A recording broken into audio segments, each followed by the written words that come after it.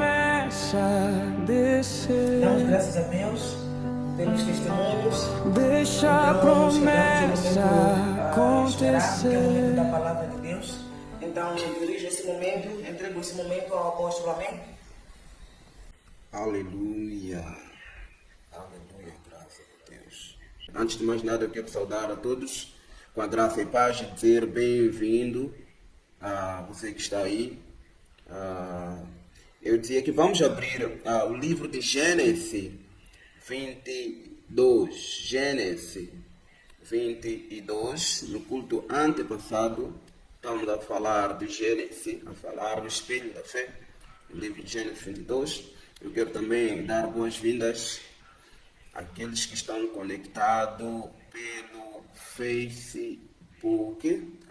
Estamos a transmitir em simultâneo uma transmissão também ao vivo pelo Facebook, através da conta da pastora Zaviana. Então, quero também dar boas-vindas a todos que estão a nos acompanhar através do Facebook.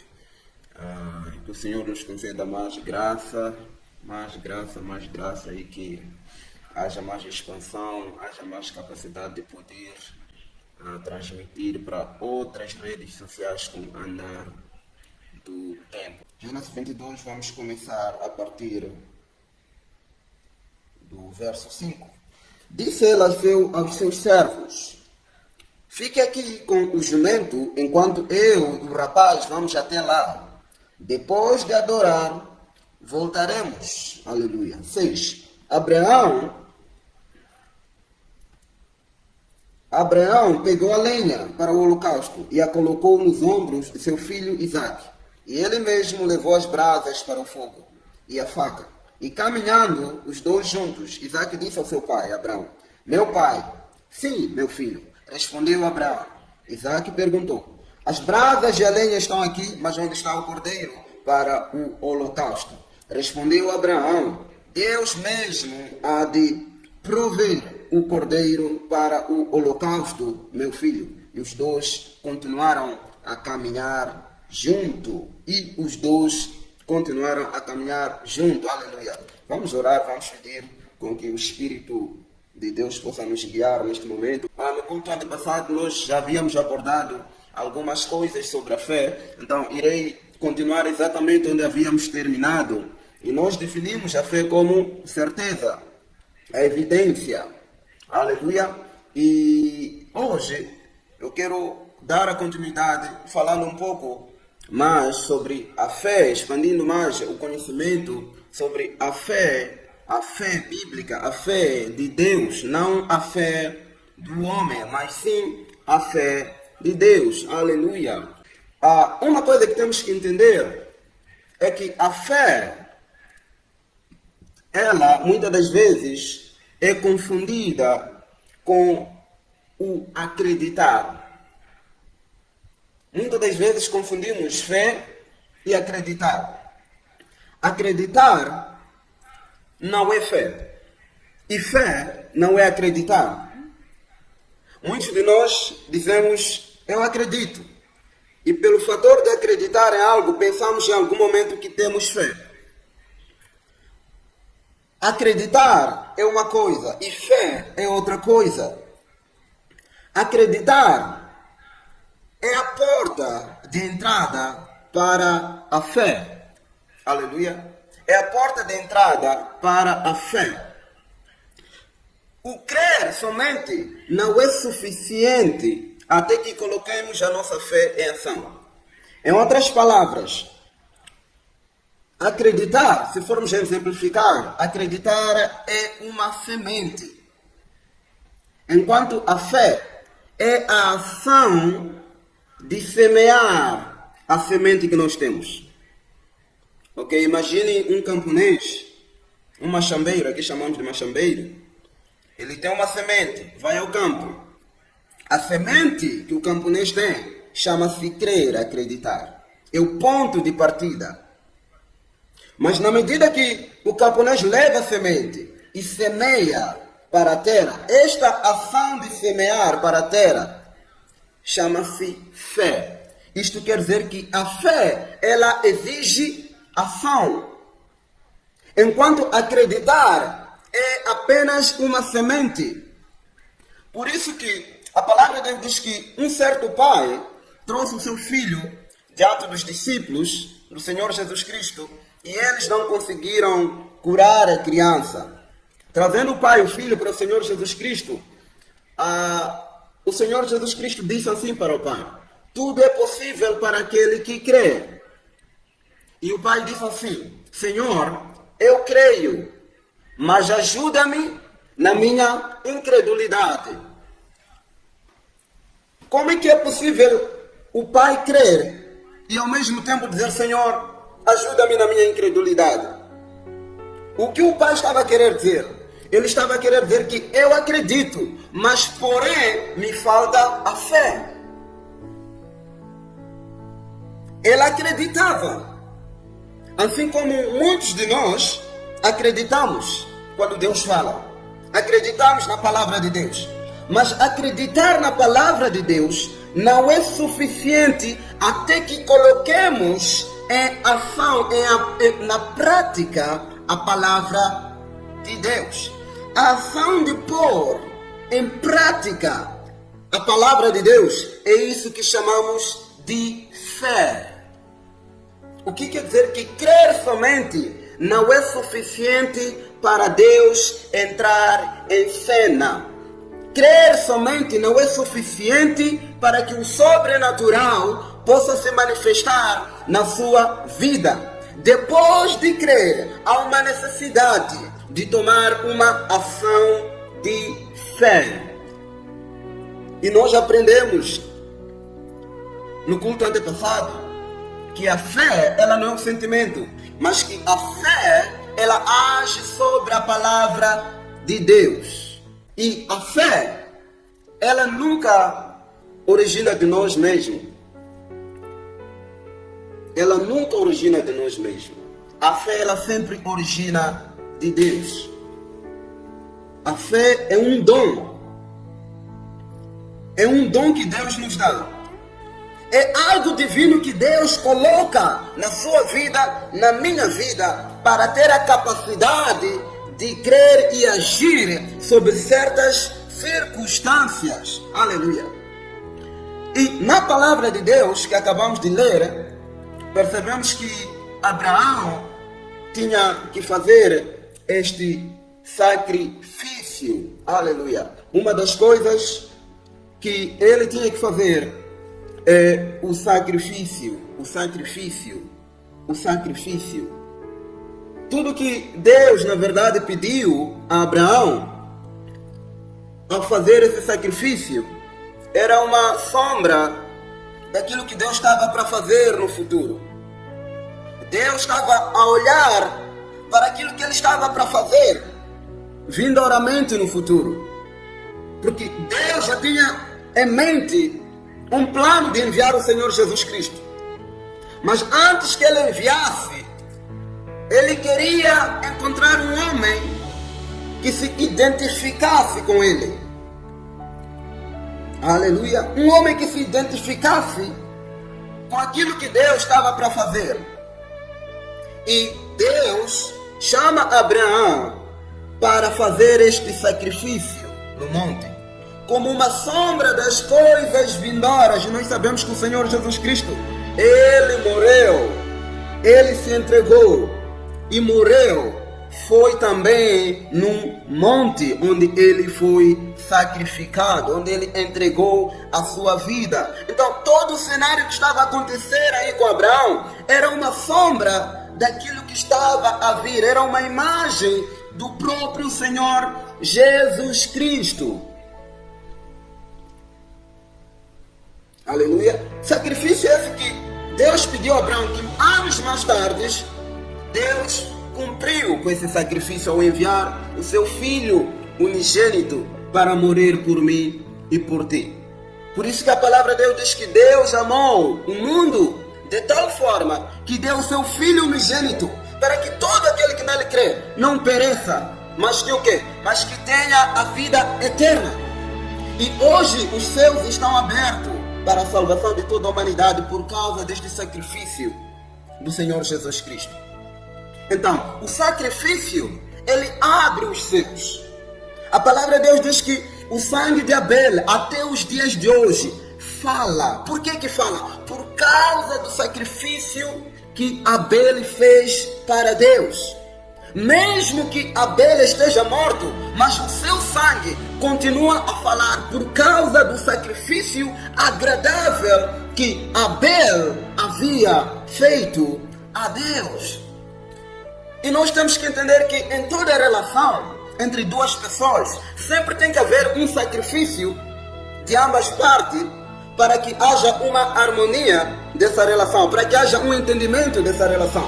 Entre o marido e a esposa, ambos devem sacrificar um lado para que a sua relação possa andar em harmonia e em estabilidade e em saúde. A minha questão é, qual é o sacrifício hoje que você tem feito para que você continue a manter a boa relação com o Filho de Deus? Porque sem um sacrifício, a relação esfria. Sem haver sacrifício, a relação facilmente poderá se destruir. Qual é o sacrifício que você está a fazer para manter esta relação? Será que você continua a orar, continua no mesmo fervor? Será que você continua com o primeiro amor que você iniciou? Será que você continua a meditar da mesma forma como você meditava quando conheceu o Senhor Jesus Cristo? Será que este sacrifício do primeiro amor que você tinha até hoje ainda está permanente na sua vida? Ou você já abandonou? Então, Deus nos chama a regressarmos ao primeiro amor, ao sacrifício do primeiro amor. Deus nos chama a regressarmos a casa, a termos comunhão com Ele. Porque sem sacrifício, o amor esfria. Não permita com que o amor, o seu amor por Jesus Cristo esfrie. Por que falo especificamente do Senhor Jesus Cristo? Porque em muitas religiões, até mesmo alguns cristãos, nós podemos até falar de Deus, está tudo bem. Mas na medida que falamos de Cristo, e principalmente sobre a cruz de Cristo, muitas pessoas começam a recuar. Por isso que o apóstolo Paulo ele diz, olha, a cruz é tropeço para aqueles que perecem, mas para nós é o poder de Deus em ação. Muitos tropeçam quando o assunto é o Senhor Jesus Cristo, quando o assunto é a cruz.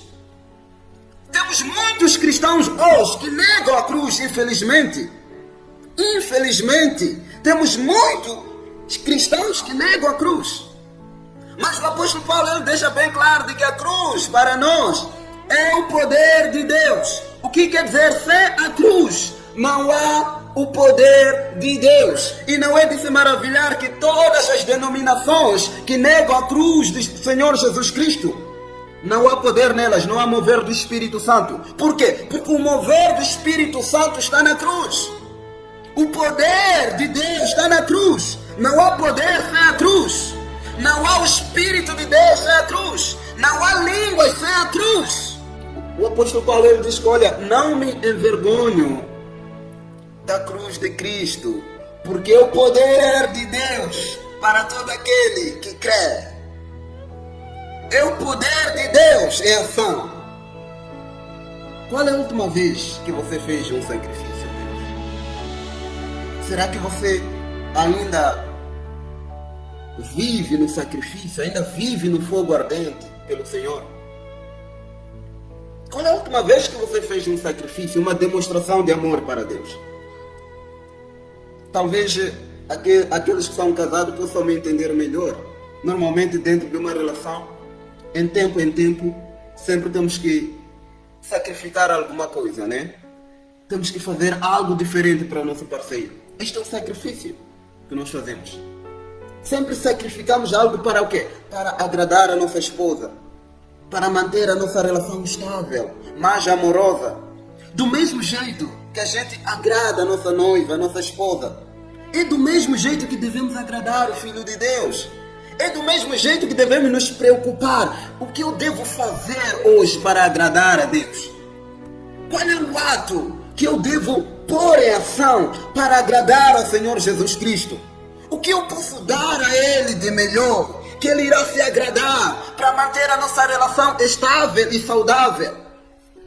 Qual é a última vez que você fez um sacrifício para Deus? E se você tem feito esse sacrifício, a minha questão é, será que você tem feito da forma certa? Porque a palavra de Deus diz que Abraão deu de melhor para Deus. O que Abraão tinha de melhor para Deus era o seu próprio filho, que era a maior riqueza que ele tinha. E a palavra de Deus também diz, se irmos para frente, para 1 Reis, a palavra de Deus diz que existiu uma viúva, que quando o profeta Elias chegou para essa viúva, disse assim para ela: mulher, peço água. E ela virou-se para ir buscar água. Enquanto ela ia buscar água, o profeta Elias clamou: traga-me também um punhado de pão. E a viúva virou-se de novo para trás para o profeta e disse: juro pelo teu Deus, pelo nome do seu Deus, que eu não tenho. Deus é testemunha, eu não tenho. E a palavra de Deus diz que Elias disse para a mulher, disse: mulher, não tema, vá fazer o que eu te mandei. Prepare primeiro um punhado de pão, a pouca farinha, a última refeição que ficou, o último azeite que ficou na sua casa. Prepare primeiro para mim e dê a mim. Depois dará você aos seus filhos. Porque assim diz o Senhor, que a farinha não cessará, nem o azeite secará na botija. Então, Deus tem um princípio, a unção ela tem um princípio. Para a unção de Deus agir, ela obedece um certo princípio. O profeta Elias disse: olha, primeiro dê a mim. Porque se primeiro você dar a si, Deus não irá intervir, Deus não irá agir. Primeiro dê a mim. É a mesma coisa que acontece com a lepra de Naamã. Quando Naamã vai ter com o profeta Eliseu, ele diz algo interessante: vai e te lave ao rio de Lamas. E ele ficou a murmurar: será que o profeta não poderia me dizer para ele me levar num outro rio mais bom? Realmente, o profeta ele poderia ter dito isso. Mas perceba de que a unção, ela obedece princípios. E quando esses princípios não são seguidos, a unção não funciona.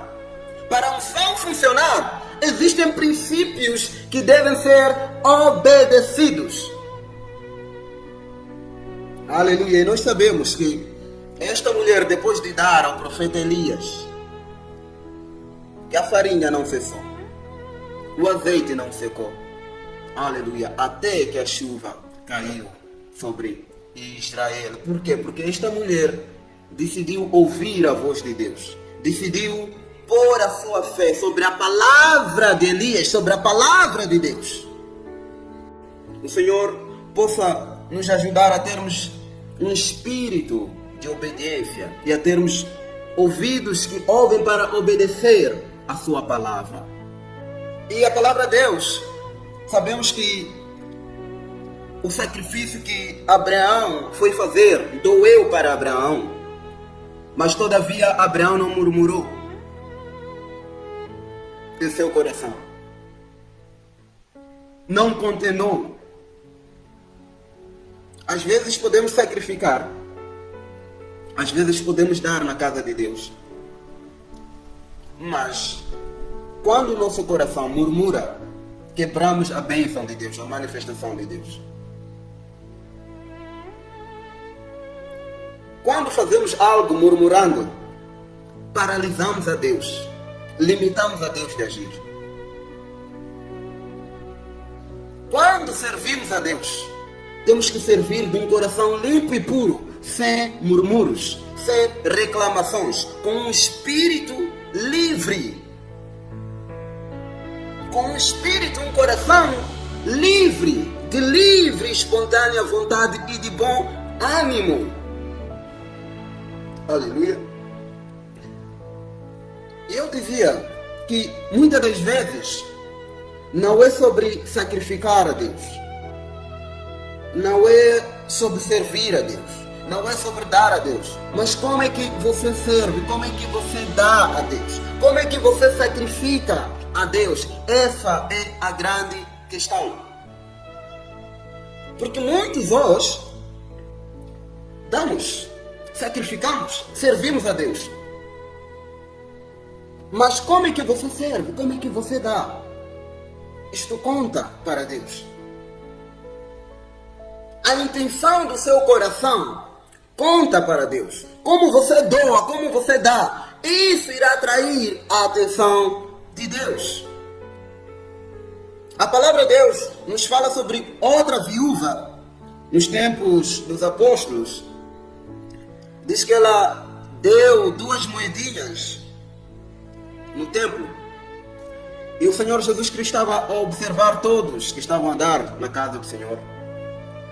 E ele viu as pessoas mais nobres, as pessoas mais ricas dando.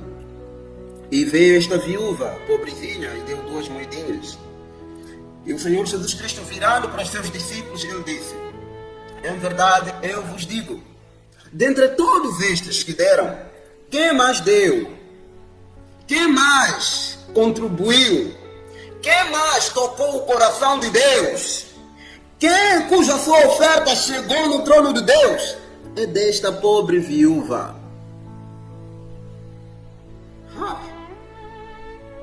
Como é possível? Se existiam pessoas de alta classe, pessoas nobres, a Bíblia nos diz que haviam pessoas muito ricas dando grandes quantias. Como é que essas grandes quantias não atraíram a atenção de Deus? Não tocaram o coração de Deus? Mas aquela viúva que tinha apenas 2 moedinhas conseguiu tocar o coração de Deus. Como é possível? Por quê? Porque não é sobre dar, não é sobre servir, mas é sobre como você dá, como você serve na casa de Deus. Como é que você serve a Deus? Muitos nós servimos, damos. Mas onde está o problema? O que nos leva a não atrairmos a atenção de Deus? É que damos aquilo que nós não precisamos. Damos o resto. Servimos a Deus com o tempo que nos resta. Quando eu acabar de fazer isto, quando eu acabar de fazer essa obra, então eu irei à casa de Deus. Então depois que eu terminar o dia, à noite eu irei orar, irei meditar. E na hora que medita, estás a meditar e cais no sono. Por quê? Porque todo dia você não teve tempo para Deus. E só reservou o seu tempo para Deus no finalzinho do dia, enquanto estás no seu leito para se deitar. E na hora que você está a orar, está a meditar, logo o sono te leva. Então, muitas das vezes deixamos o resto para Deus. O nosso tempo, muitas das vezes, deixamos o resto do tempo para Deus. Deus merece o melhor. Deus merece o melhor do seu tempo. Não dê a miséria de tempo para Deus. Dê a Deus um tempo de qualidade. Muitas das vezes nós podemos até sair daqui para a rua e começamos a fazer doação aos necessitados. Mas o que leva com que aquela ação não toque a Deus? Porque damos aquilo que nós não precisamos. Damos aquilo que não precisamos. Damos aquilo que nós não queremos. Damos aquilo que é resto para nós. Aquilo é resto, o quê? Saia vai dar às pessoas na rua. Saia vai dar o vizinho do lado. É resto. Então, esta ação é que impede a bênção de Deus de se manifestar. Por quê? Porque se nós damos a Deus aquilo que não precisamos, como é que então esperamos com que Deus nos dê aquilo que nós precisamos? Vou repetir de novo. Nesse momento eu não espero com que você reaja, porque eu sei que Deus está a falar contigo. E eu gosto quando existe um silêncio. Pelo menos aí eu sei que todos estão a entender e que o Espírito Santo está a falar.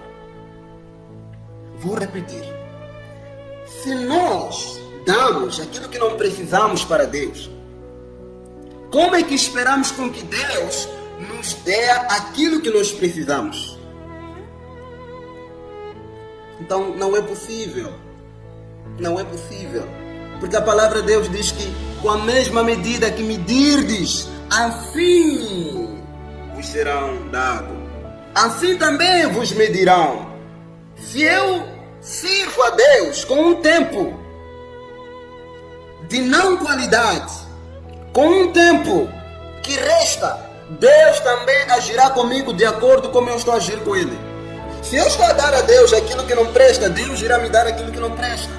Se eu estou a servir a Deus com aquilo que não presta, então Deus irá responder comigo de acordo a forma como eu estou a servir a Ele. Então aprendamos a dar o melhor para Deus. Se você está a servir, sirva com qualidade.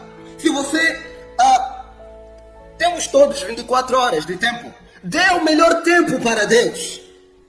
Não deixe para o último. Não coloque Deus em último lugar quando fores a dormir, não. Coloque Deus em primeiro lugar. Buscai primeiro o reino de Deus e a sua justiça, e as outras coisas vos serão acrescentadas.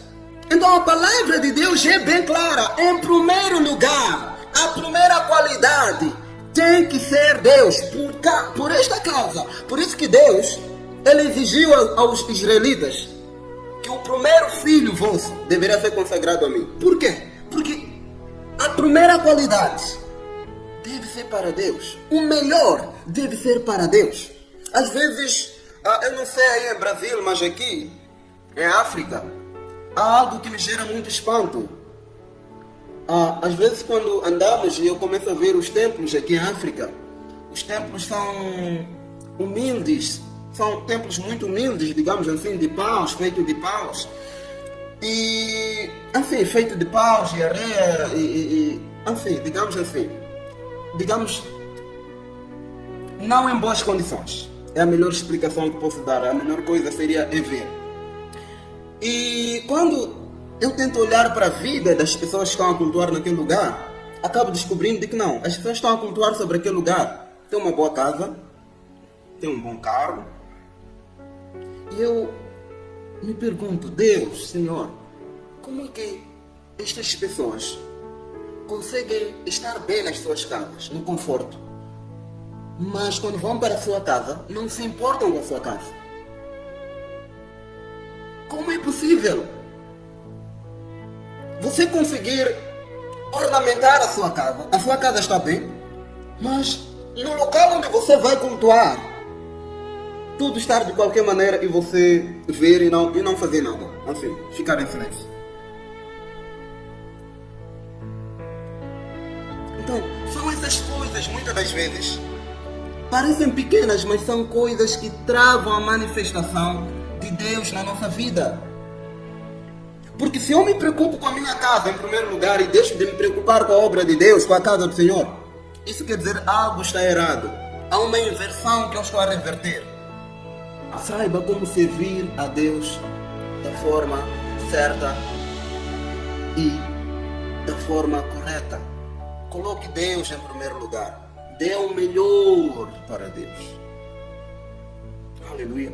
Que na hora que Deus queria sacrificar Isaac, diz que uma voz dos seus veio e disse: Abraão, não faça isso. Talvez essa possa ser uma pergunta de reflexão. Por que Deus então não permitiu com que Abraão sacrificasse Isaac?